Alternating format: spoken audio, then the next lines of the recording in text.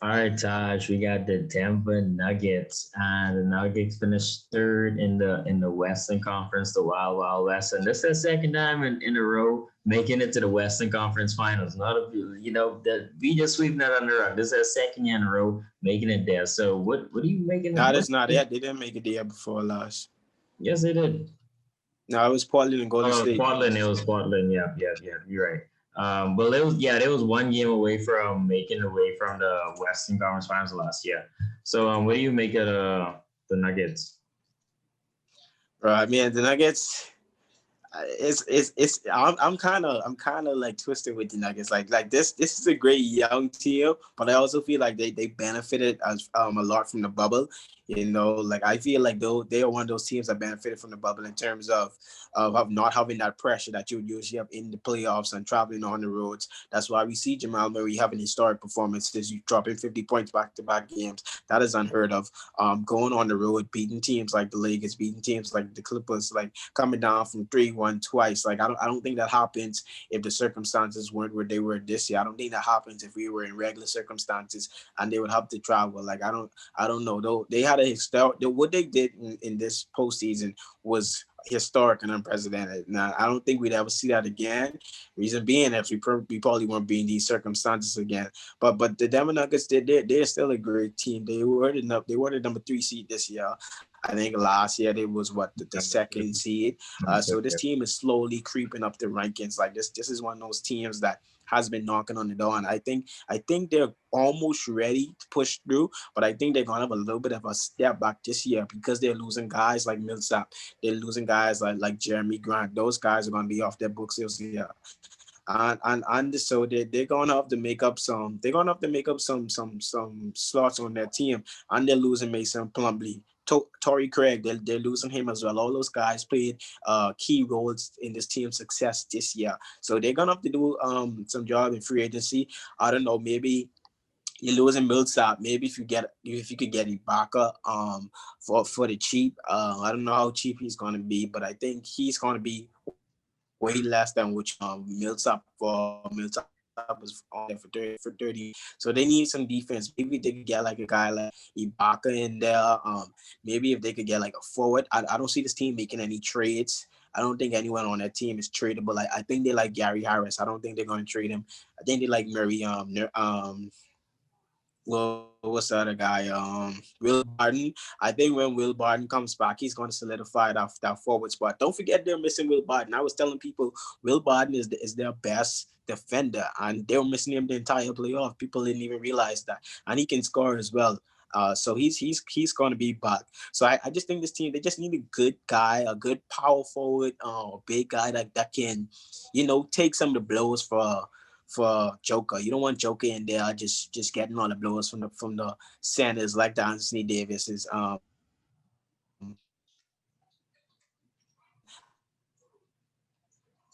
I think I mean no, not Whiteside, but I was saying like the Whitesides, those guys. You don't want Jokic getting the blows from those big guys. I think you need a big body to play at that forward spot. Like I say, maybe you could get Ibaka, or maybe you could see if you could sign a Whiteside. I think Whiteside is going to be on Portland's books.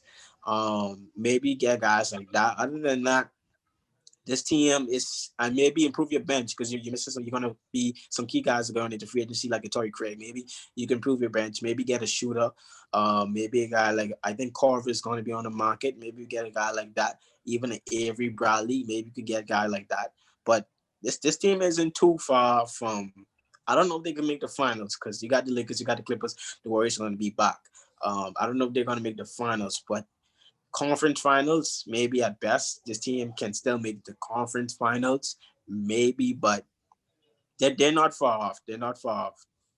Yeah, the Nuggets are definitely not far off at all. I mean, you could possibly argue they would have been up what 2-1 on the Lakers if AD misses that shot.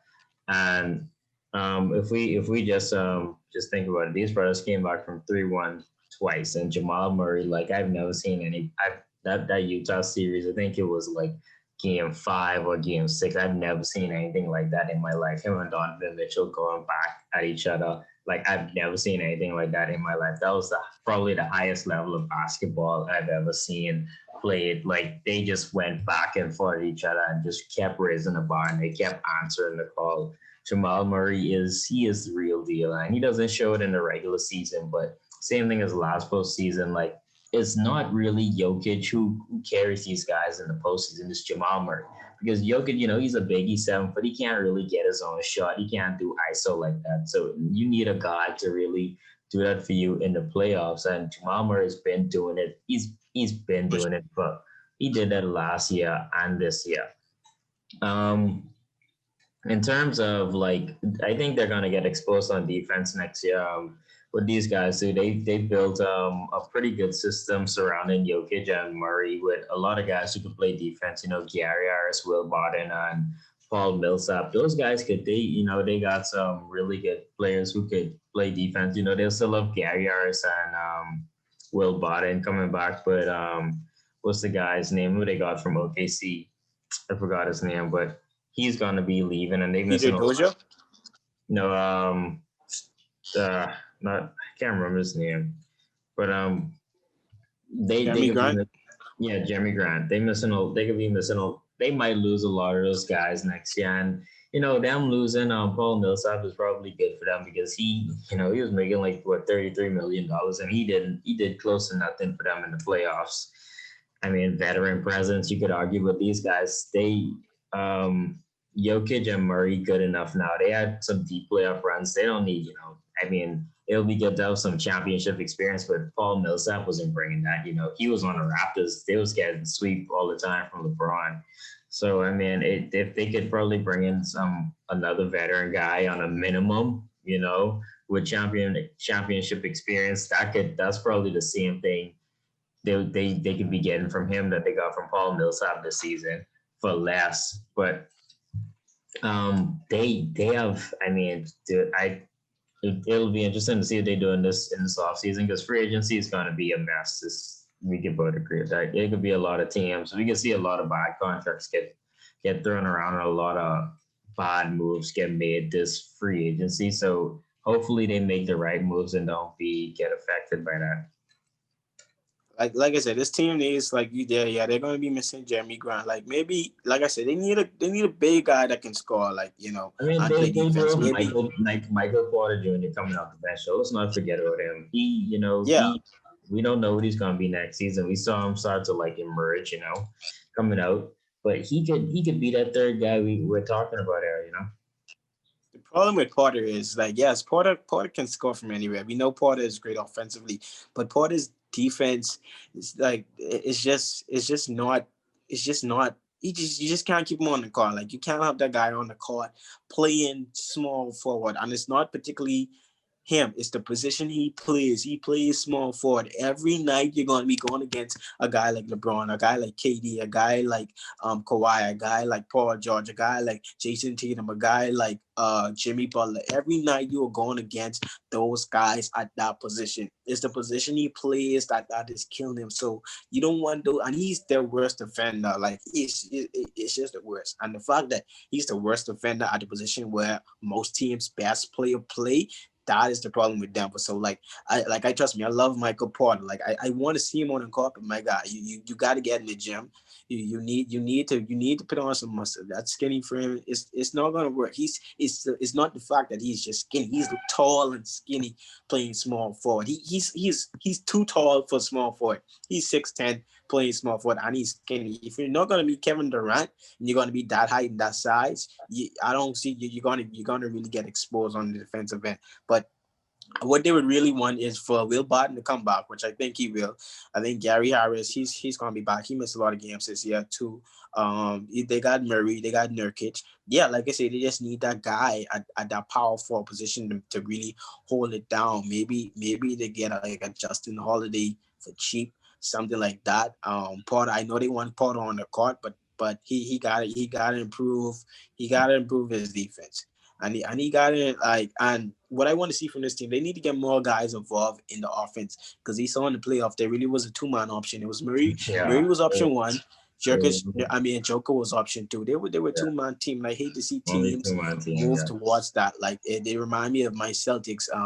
Through 3 quarters we play team ball, and then the last quarter they'd be Tatum, Kemba, and that hurts any team when you can't move the ball and let every guy get a touch at least coming down the stretch. So I really want to see him get some other guys involved, but this team is knocking on the door. Like I said, the Golden State Warriors are going to be back. So I don't know if they're going to be a high seed this year like they were the past 2 years. And Oh I yeah, think some they teams are could be going to high get better. seed.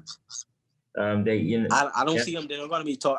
They're not going to be top 3 seed. I think no, I Lakers, mean, Warriors, and Clippers will be top 3. I don't even know they're going to be 4 seed. I think Dallas will be good. I think Dallas will get one of those spots at 4.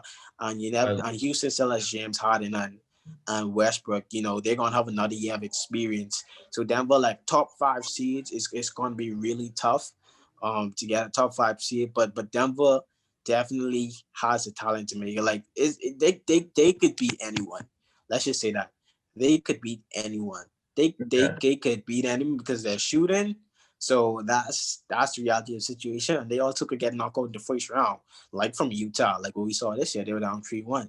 So like this team, they're probably going to win a championship in the future. I don't see it this year. I don't see it next year. But they do have a chance to shock some people. Yeah, I mean, Denver's going to be they're always going to be a good regular season team because they have a good home court advantage, and that's what they really do. We see they have one of the best home records in the league every year. They win 80% of their home games and go 500 on the road, and that's basically how they get a top 3 seed basically every year. So I don't think those guys are going to fall off in the regular season just because of that. I don't think they're going to fall off. I'm just saying other teams are going to be better. And Yeah, believe it or not, believe it or not, I don't think if your team is inexperienced, I don't really think the fact that you're playing on your home court is going to be an advantage. Because LeBron don't care where he plays. Kawhi does not care where he plays. Steph Curry, Klay Thompson, they do not care where they play. They're coming to kill you every night. You know what I'm saying? So when you got those guys with champions, when you got those guys with championship experience in that same conference, like, yeah, I don't know. It's just gonna be tough for them. Like they're peaking, but they're peaking at a really bad time. You know what I'm saying? But I like this team though.